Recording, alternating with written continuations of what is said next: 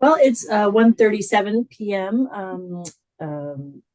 Dawn said she wouldn't be able to make today's meeting, so we have all the members that will be attending. We'll go around and introduce ourselves. I'm Michelle Lefebvre, Chair of Exemptions Committee for the Environmental Advisory Council.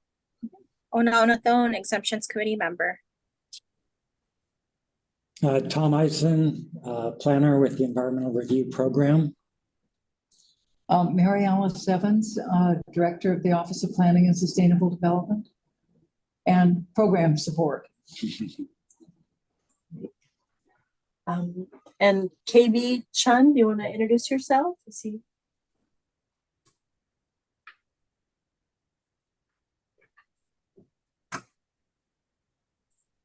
you could unmute yourself, KB, just to make sure we have everybody accounted for the minutes. If you can, or drop it in the chat if you're unable. Actually, there's some staff that's monitoring this program to let people in and out. They are staff also. Just okay. And I see. It's Kaliko from DHHL for information. No testimony. Okay, great. Yeah, great. Thank you, Kaliko. Great. Okay, thank you. Yeah, we've got two of the three members of the exemption committee here, so we have quorum and we can proceed. At this time, we have two lists that we don't have any action on right now. One is for DHHL. Kaliko, if you can hear, we are just waiting to hear back at this point. For the last few months, we provided some comments to DHHL, and I know you guys were still sort of thinking things over and potentially restructuring the list. So we're here whenever you guys are ready to come back with your lists. So we're just tracking it on the agenda, but no action today till you guys have any revisions you'd like to discuss. Next was the Department no information. Thank you. Next was the Department of Education. We reviewed their list a couple months ago, gave some feedback. They weren't ready this meeting to come with a revised list, but they said they likely would be ready next month. So expect to hear and receive a list in time to post for next month's meeting. Okay, that's good. Thank you for those updates. Sure. The next item was follow up on the revisions to the exemptions guidance document. Thank you to ERP staff for attaching or making those changes. I know, Nana, you are tracking them as well and for attaching them to the agenda. I looked through, seemed like the changes we discussed were made. Anybody, Nana, did you have a chance to go through? We have plenty of time. We certainly can go through page by page if you want, but yeah, I don't think we need to do page by page. So I'm just looking at, thank you folks for drafting that drop-in language. And I think that was the primary change.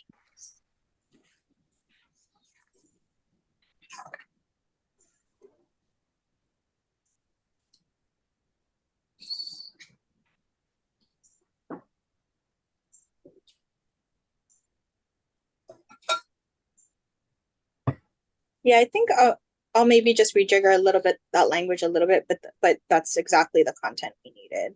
On which page, sorry? This is on page 2. I think my only comment on that, so the last sentence, it also amended the ability for an applicant to appeal non-acceptance of an environmental impact statement to the environmental court. And just a technicality, so it's no longer an appeal. It's a direct action, a declaratory action. Rather than an appeal. And again, just very nuanced legal understanding. So typically an appeal, you're confined to the record below, but a declaratory action is an original action in the circuit court. So, I mean, some people might not care. So I would just, I can provide a revised sentence for that, if that's more accurate. Okay, great. That would be great. Thank you. So yes. I think folks are drafting that. Yeah, I think those are the highlights of Act 162. Great. Yeah, other than that, I don't think we have any comments, or any further comments. And then I know we talked about just inserting new links for the updated calendar rather than having it attached. So I see folks kind of put some of that stuff. Okay, for There was, the homepage. I had something on page 7, like, it's, step 2, consider whether your agency requires an exemption list. Really, they're never required. And then both of the steps talk about whether they choose to do it or not. How about whether it would be helpful to your agency to have a concurred exemption list? Yeah, I think the word required has two different meanings. One is, would it be helpful? And the other one sounds like a statutory shall. right. Mhm.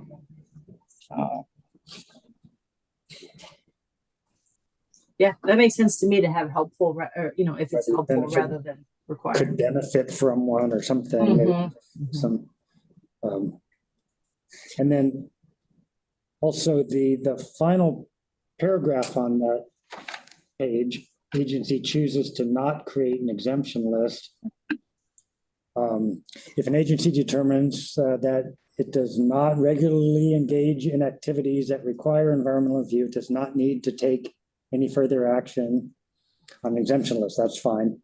They are still required to prepare exemption notices and timely publish those with the ERP for individual actions that they may choose to declare exempt. Actually, they do not need to publish those exemption notices. What needs to be published is that monthly list. Mm-hmm. So I Right. think to clarify that, and I think that same thing showed up somewhere else.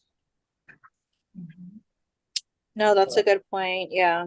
So it kind of insinuates that it's the exemption notice that must be published. Mm-hmm. And you actually have further above that on step 1 on the same page. Agency does not have an exemption list. And in the second sentence there, it must issue an exemption declaration and then submit those each month to the ERP for publication. Mm-hmm. I think submit a listing of such exemptions each month. So I think just some language to clarify that, and I can go through Okay. and make those kind of Mhm. tinkers. But Right. as Those stated, are it kind of catches. insinuates that something's required that it's not. Right. Mhm. Right. What's very helpful is on page 8, step 4, compile a list of de minimis actions, and it lists examples. And I was looking to see if there was a similar list of examples for a part 1 and a part 2. And it doesn't have those. Is it because part 1 and part 2 covers such a broad array of programs that creating examples would be difficult? Yeah. Well, part 1 is really supposed to be the de minimis actions, Oh. right? So that's really what's intended under the part 1 stuff. Part 2 is really anything greater than that. So for the part 1, we're not, because it's de minimis, we're not expecting anybody to have to publish a list. They pretty much kind of fall into that de minimis category. Yeah. I see. And then, yeah, so anything that you have the way we kind of describe it is anything that you have a question of whether it should be an exemption or an EA belongs under part 2. If you're even really having that discussion where you have an inclination where it could be an EA, that belongs under part 2. Right. It is a lot easier to give examples of the part 1 de minimis things. Yeah. Than the part 2, which could be pretty broad and expansive, especially for each of the 10 general types. They're often written so broadly that coming up with examples would be difficult. Yeah. Or It's difficult, and it depends on agency, right? Because I mean, even for example, putting up a fence, right? If you're putting up a fence on a driveway in an urban area, that could be seen as de minimis. But if you're enclosing, you know, a 60-acre property and there's potential impacts to, you know, threatened or endangered species, you know, that's definitely more part 2, even potential EA, right? So it is hard to say, for example, putting up a fence, because it really depends on a lot of different things. Even to try to limit it to a length of fence. Again, those sort of qualifying circumstances of putting a fence where and what habitat. Right. On the codes. Right. You know, Is there something in that step 4 that says this is a part 1? I think the way, if I recall correctly, that part 1 is described in the rule is de minimis. So I mean, we can add that if we don't already have that in this guidance. Yeah. Yeah, I suppose it could be clarified, since there's a question Right. right here that de minimis and part 1 are synonymous. Yeah, because I didn't know that. And I would have thought that there were 3 different categories, de minimis, part 1 and part 2, in part because I'm totally ignorant. No, that's good. It's good to have that, because as we created those different categories, they get used more. It's just easier to say part 1 versus part 2, right? Yeah, I think we could add language to that to say de minimis, i.e. part 1. that maybe even could be clarified in step 3 right above it, where it says you could reorganize the list into part 1 and part 2 format. The first sentence, so they may obtain the greatest value of having an exemption list and engage the public on what considers to be de minimis. Maybe even just reorganizing that sentence to clarify part 1 is the de minimis. Wait, you're looking at step 3. Oh, 3. So the under step 3 on page 8 at the top of the page, it could say reorganize their list into part 1, either paren or comma de minimis actions, and part 2. Are you calling it non-de minimis, or what do you've got a common? We just call it part 2, and I think part of the reason is because under the old rules, right?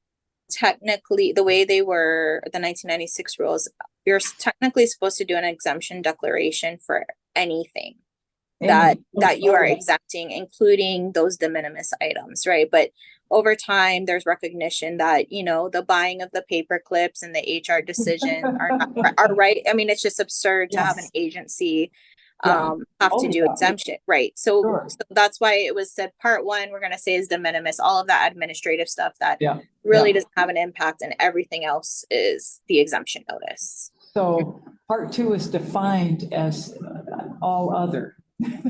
Essentially an action that that would not qualify as de minimis, right? Okay. It still follows the 10 categories of types of actions that could be. Right. That would qualify. Yes, you're not quite to a level of an EA, but you'd still qualify for an exemption. It's somehow going to fit into attachment A or exhibit A from the.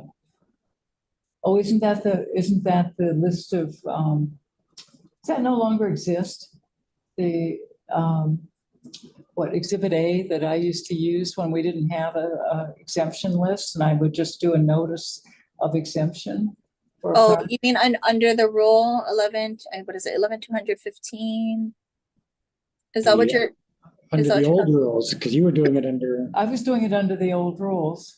And so for instance, when we, when we would do something for NELHA or the foreign trade zone that were not a new building or but was not quite paint, a little bit more than paint, but not, no ground disturbance, no, nothing, it's still in the same footprint, that kind of thing.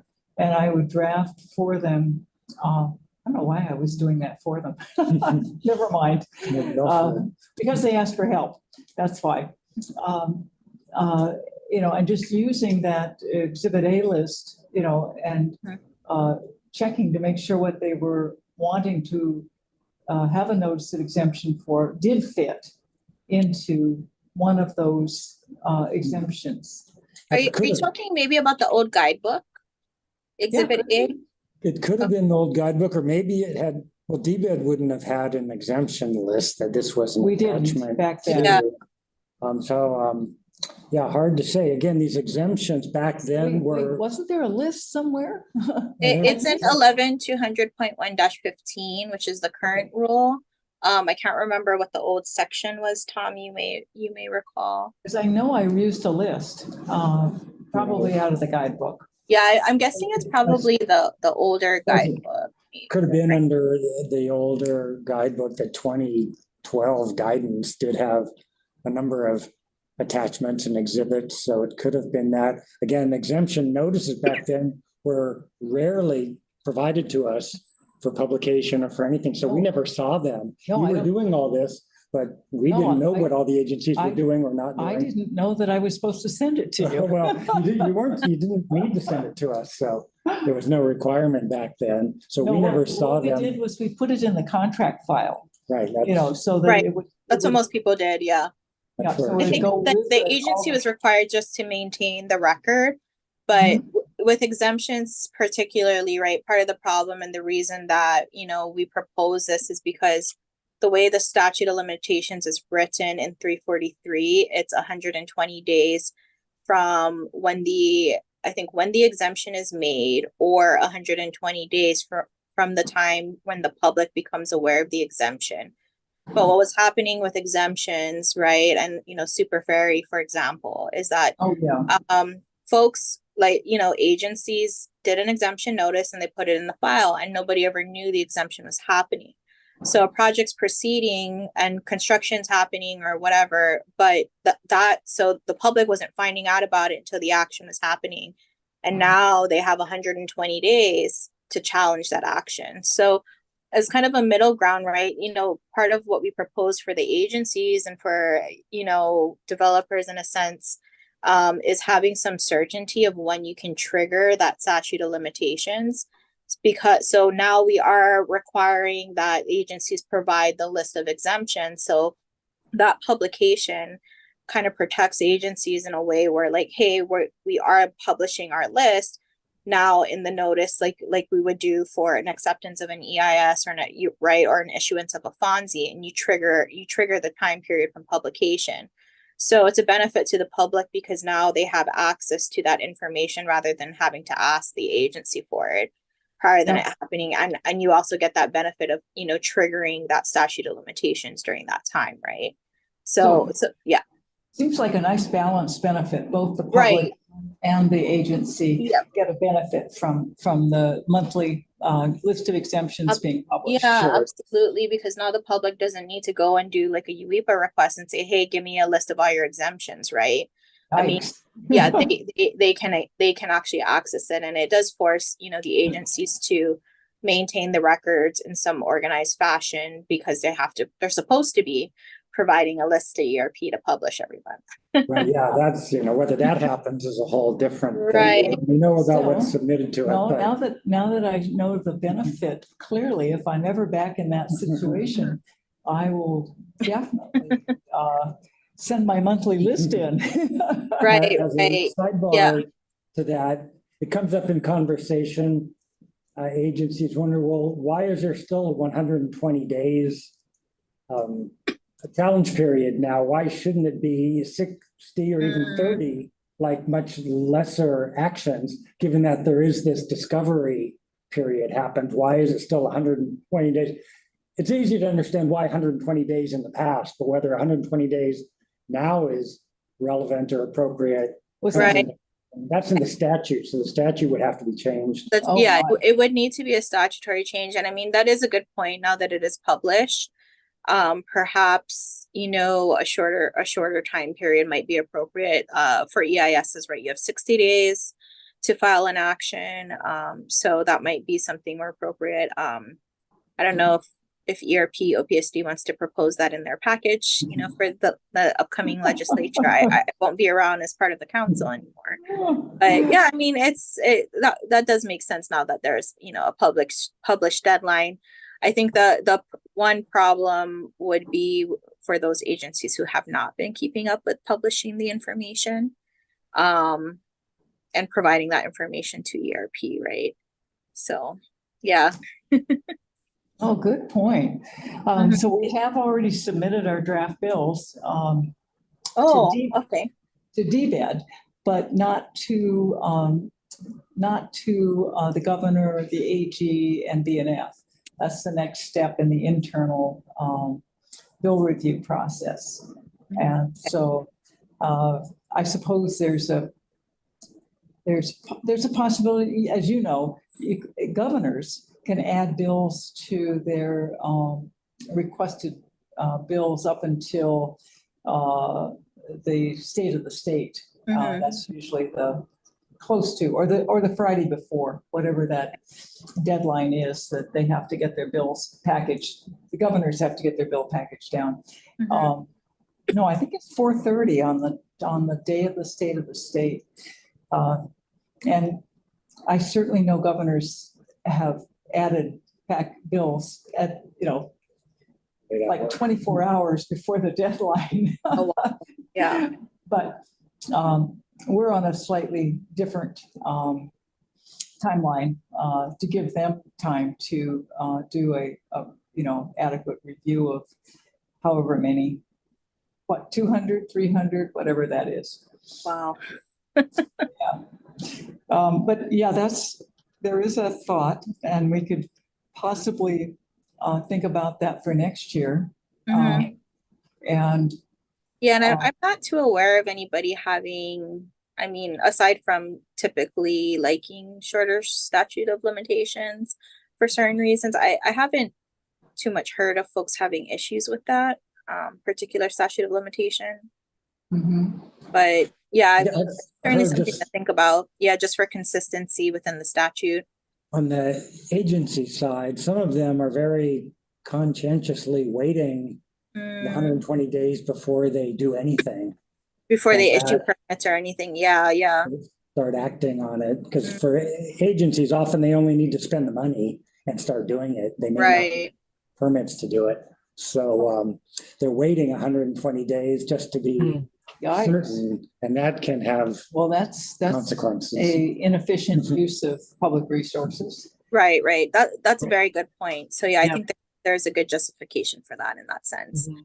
And Okay. I guess one suggestion would be then if you're gonna go in and change the statute, I don't, just yeah, you can take notes on it for next session, would be to change that same provision, because now we have a publication requirement, although we did talk about it a little bit, is getting all agencies on board, right? Do you just take out that portion about when somebody becomes aware of it, since you are publishing it? I mean, ideally, right, it should be the publication that triggers it.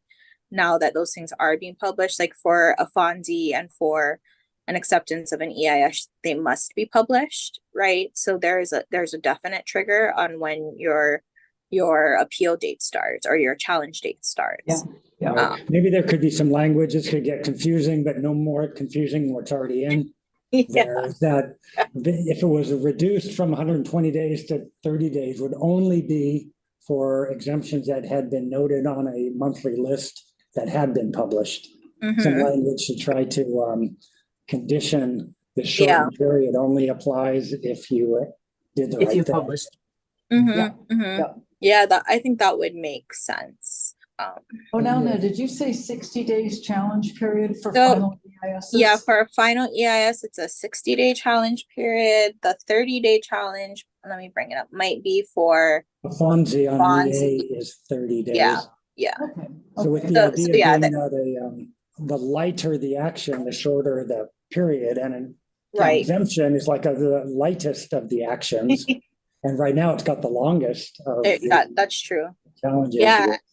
And I think the reason it had the longest was just by nature of not being Never been published. But yeah, that information, you had to discovery really, in the past. you had to dig for that information to figure out how they did it, right? So yeah. Good point. Good point. Mhm. Okay, that's helpful. Thank you. Mhm. Yeah, so I think yeah, we can make some consistency changes to note part 1, part 2. And I pulled up the 2012 guidebook. I don't see the exhibit numbers are letters, they're numbers, not letters. So I don't know, what was the Was it the 2004 guidebook? Maybe that. Check that one real quick. You're the attachment A or exhibit A you talked about? Yeah.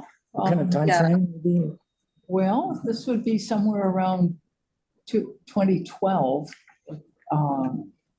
So not in, so it was somewhere when I was deputy. So that would be sometime after 2011 or 2011 and after. And so it could have been the 2012. But I might have had a really old guidebook. Could have been guidance. From Yeah, before I that. don't see like exhibit and exhibit A. I think they have exhibit numbers in 2012, but at the end of the day, I think what you're gonna be referring to are the exemptions in the rule anyways, right? Which is now 11.2.1-15. So all of those same categories of exhibits should be there. Or of exemptions, excuse me. What about putting that list, that category list into the guidebook? The guidance, the exemptions guidance. Because you have the list of the de minimis part ones. I certainly suppose that one thing that could be done is provide hyperlinks to the various sections in here to the rules. Yeah, I think I right think that now would the be- rules that we have are just one compilation of all of it. It's not broken down into individual sections. So I don't know if we could hyperlink. Oh, this does cite part 15, Right. section 15. I think the citations are there and a hyperlink. But you could also put that list right in there, drop it in. Yeah, I like the idea. I mean, we could do either or I think to keep it readable, if you're gonna attach it at the end. But I like the idea of hyperlinking as well. Yeah, and most people would probably, appreciate that as well. Right? Yeah. Okay. So a lot of references to the old rules and we would not be providing hyperlinks No. to the old sections. I guess we just need to clarify that Mhm. because certainly there's a lot of discussion of the old rules and the new rules. And we just would clarify that we're only providing hyperlinks to the current rules. Mhm. Good point. Yeah, I think that would work. The hyperlinks would be to the agency's current lists or the No, to Yeah, the new list rule. of exemptions I think to the rules to the rules. Okay. as Just our, opposed yeah, to just our rule section. Yeah. agency lists. Because Gotcha. this is Yeah. not specific to any specific agency's exemption list. Okay. Yeah, that's good. That was in step 3. And we would point them. Well, there's hyperlinks throughout the whole Yeah. document. Yeah. Maybe just the first time a section gets referred to, we could provide a hyperlink. Mhm. to Yeah, it. and I actually think, yeah. And Yeah, again, as I say, the document that we'd be hyperlinking to is the entirety of the rules, not Yeah. just specific sections. No, I think you would hyperlink. If we're gonna do it for specific sections, it should be to the specific section. I Right? don't Well, think we that's don't- the way the rules are code, like the way the document is. I don't think you can jump right to a. I think you can, you might have to break up the PDF so that you have multiple, just, you know what I mean? Yeah, we would have to break up the PDF we have into different sections, because right now it's just one document of everything. Yeah, So it would be more And it- helpful if we could go right to a section, but that would take some effort, but Yeah, because right now the numbers bleed over other pages. So if you didn't break PDF up in real format it, then you'd have a little bit of 0.1-15 ending and 0.1-16 starting, on a page. So you'd have to reformat the whole list. yeah, it's going to be a little bit of a job to So wouldn't it create. be easier to just take 1-15 and add it as a list? Yes, actually now it might be easier Right, rather than recreating the whole rules list. right. So I I think you just append it at the end. I mean, I hate and to I be a would- dinosaur, but that was such a helpful list. Yeah, I mean, it really did. Hold it and touch it. I used it whenever I was, But is it, trying to decide if something was complied with an exemption or was actually a EA or an EIS. right. but on page 4, we have the general types of actions, right? That is, Oh yeah, that actually is the list right there. that is the list Yeah, right. Oh, on okay. page Yeah. 4. Oh, great. Okay. Yes, So I you're don't- right. That absolutely is. Yeah, that is. It just doesn't have, yeah, you're Kind of absolutely- doesn't jump out. Maybe when the document is you could just do with a formatting. finally, through formatting, it probably could be.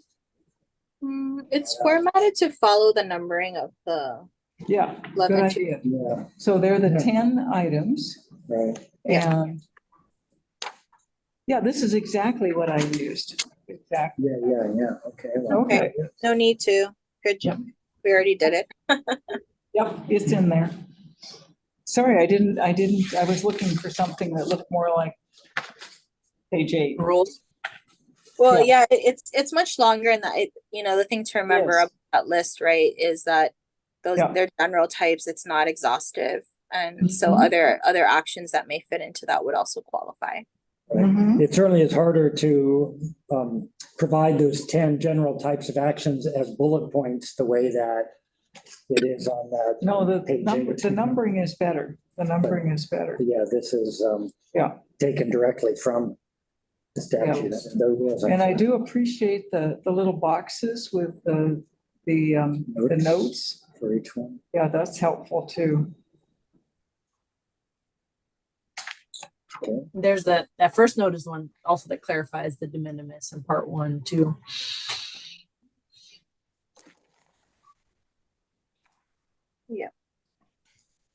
Yeah, very helpful. I have to find it. Okay, well, now we know it's there. No, it's there. Okay.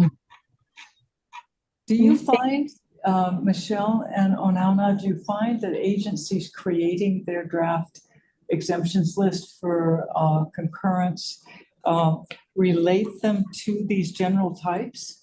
Yes, they organize the list according to type, and raking it up. And sometimes they're listing out, right, what they consider part 1 under, each of the types, and then part 2 for each of the types. Oh, I think I've and seen so, that. Yeah. Yeah. Yeah. So we chat with them on, on those kinds of actions that they've listed. If it's not just the category, sometimes they can't think of a project that they do that falls in there, and then they just sort of fall back to what The the general rules say. type. But right, exactly, the general type. But then sometimes they, Yeah. they'll enumerate, or list Mhm. out, some of the types of things they do, and we just sort of chat through to see Yeah. on a.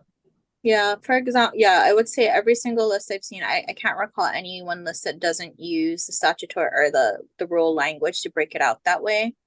Uh-huh. But for example, under, let's see,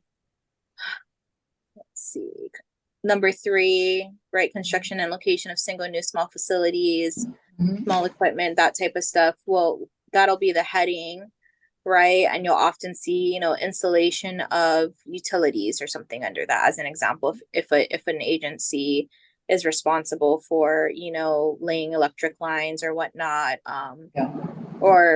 so, development of a new hangar or sheds or the like. So depending on what the agency does, the text under the category will be different, but they all use these categories to develop their lists. Oh, These that's types, great. these types of exempt actions. Yep. Mhm. It's really helpful when they do that, I think, for Yeah. for future generations of planners and folks that need those lists in those agencies and departments, because it really helps, I think, frame it. It doesn't need to be exhaustive, right? If it's not on the list, it doesn't mean they can't take that action as an exemption, but I think it really helps show what the agency, the kinds of projects that they do and guide future. The Right. the other use of this that I think I've seen recently, Maui County's SMA, special management area permits. And I think coming from 205A, they, I think, use 3B as a, anything, you know, that's how they define whether it's a single dwelling eligible, not requiring an SMA permit unless it's shoreline.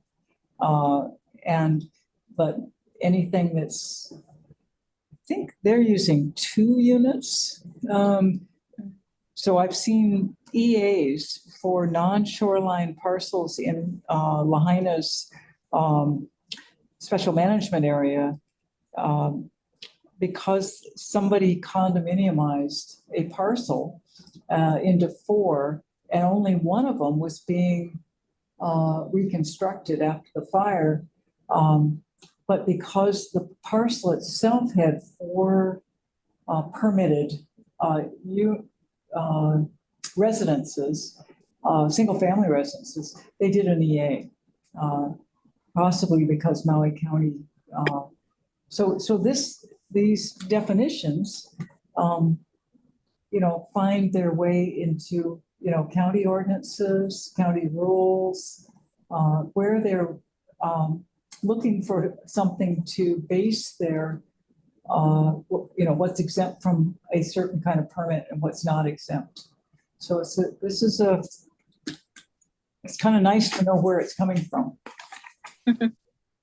And Yeah, even these it's came nice from when things the are consistent. old a lot of these came from the old rules, and that could have come from different statutes when they were putting those together. So I'm sure they've been borrowing these ideas all over the place and used around as appropriate. Yeah. Great.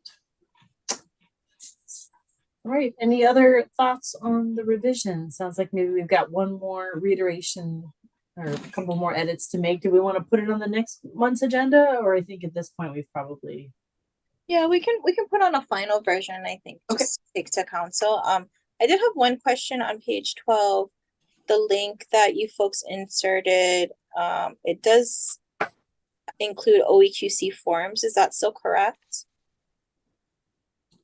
Rather, I know it says DBED ERP/OEQC forms. I just wasn't sure if that was the correct reference. This is the 3rd full paragraph on page 12 under exemption notices and list of exemption notices.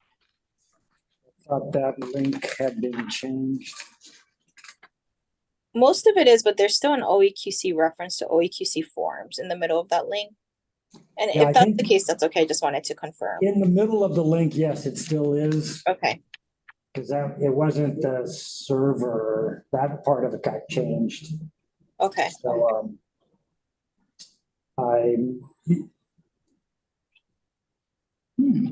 we'll check to make sure, but I'm pretty sure that the way that the new link is correct. Okay, sounds good. We'll verify that. And it should take you to an Excel spreadsheet, is that right? That's the template of the monthly list. Yeah. Yeah, the same thing that's as attachment 2, right? Right. Yes, the attachment 2, right? And yeah. So the Excel table, though, basically it's a blank Excel and agencies can download it for their own use and save it, right? It's a blank spreadsheet that they can, yes, use as a template, download and use for their own. Oh, I see the OEQC. Yeah, it's in the middle. I see it. Yeah. Yeah. Well, if it's still useful, It's still, might as they well. didn't change those deep parts of the URLs. It's, I don't have any objection. Anything that takes less work. it doesn't work to right click on it, but that doesn't mean maybe it's. Yeah. I have it open on the on my computer, and it doesn't. When I follow the link, it doesn't go anywhere. It doesn't go anywhere. Oh, okay. It gives me an error. Uh-oh. That's Uh-oh. Yeah, so I have two different versions and I'm not, looks like neither of them would go anywhere, so we will check on that. We'll check on the link. Yeah, well, before it's finalized, yeah, Yeah. it's okay if it's not working Okay. right. Right. Well, I do like the idea of putting this on the October and holding an October meeting, because we want to, because, Onana, you have put in a lot of time on this, and I would want to see the guidance, adopted by the council, Mhm. while you're still chair. Sure. Yeah, it's again a lot of work. Thank you. A lot of work from me, but also a lot of other people too. So thankfully, like Scott and Ron did a lot of this legwork back in 2019 and made it easier for us just to kind of update it. So this thanks to this group for helping to update it. But yeah, well, I'll plan to hold a meeting in October, which is gonna be, I think, October 1st right now. Yeah. Well, we can hold a meeting in October on this, and we'll do, I guess, one final look through for exemption committee, and if we're okay, I'll put it on for action item for full council to adopt before we're out. And then ERP, you folks can send it out to agencies if you want. I know when we had this guidance previously, I don't think the council adopted it, but it was used. I did one training session with Scott. I think Scott primarily went out to a lot of the agencies, but I know for the Hawaii County one, I met him in Quina, and we went through with a bunch of the corp councils and folks from county planning. Went through exemption. We did, I want to say the session was maybe an hour and a half, walking them through the changes, and then, just responding to any questions they had on it. So that was something that was really helpful. I don't know if that's something that ERP has in its budget to do with agencies, and maybe as agencies come up with questions, even doing like a Zoom training with them walking through the exemptions guidance might be something ERP considers doing, depending on, of course, if you folks have time with staff and whatnot to do so, and if there's a want from agencies to go through it. Certainly have done some trainings as under specific requests for it. We put it out there that we're willing to do more. There hasn't been this wholesale effort to go out and do kind of a big blast like there was when the rules first came on to inform everyone, because more or less by now, we kind of hope they know what they're supposed to be doing. It's just providing guidance to do it more efficiently. I've been doing that informally, and we'll certainly continue. Yeah. I'm gonna have to leave for 2:30. Okay. Okay. Well, thank you for being here, Mary Alice. I mean, to our, I guess, earlier conversation, is there any other questions on that? Or I can stay on with Tom after. No, I don't have any further questions. But thank you very much for sharing your wisdom with me. I appreciate it. No, likewise, and we appreciate you being here for this and talking us through what's helpful for OPSD, and generally helping us with our membership. Well, I hope. Thank you. Thank you. No, very much appreciated. See you next week at HCPO. Yes. Yes. I will be there. Great. Sounds good. And we just have one more item on the agenda, which is to review the August 2024 meeting minutes. We didn't have a list, so they're pretty short. I don't know if you had a chance to look already, or if you want to look now. I did. I moved to approve. Okay, great. I second. All in favor? Okay, it's unanimous. Meeting minutes are approved. Thank you. Yeah, thanks for keeping such good minutes. Sure. And then so ahead of the October meeting, I'll do some edits and shoot it over to you on the guidance. Okay. And then if you have any other edits after that, does that work? Yeah, that's fine. And then we can put it on the exemption committee agenda and full council for. Do you have the Word version on that? I don't think I have the most maybe then Tom, do you want to do yours first and send it to me? Okay, I'll do that and then send it to you. Yeah. I don't have the most current Word version. Thank you. Good point. And Kaliko, did you want to say anything? Anything we've talked about already, or any comments? You can put them in the chat if you want. Thanks for joining, Kaliko.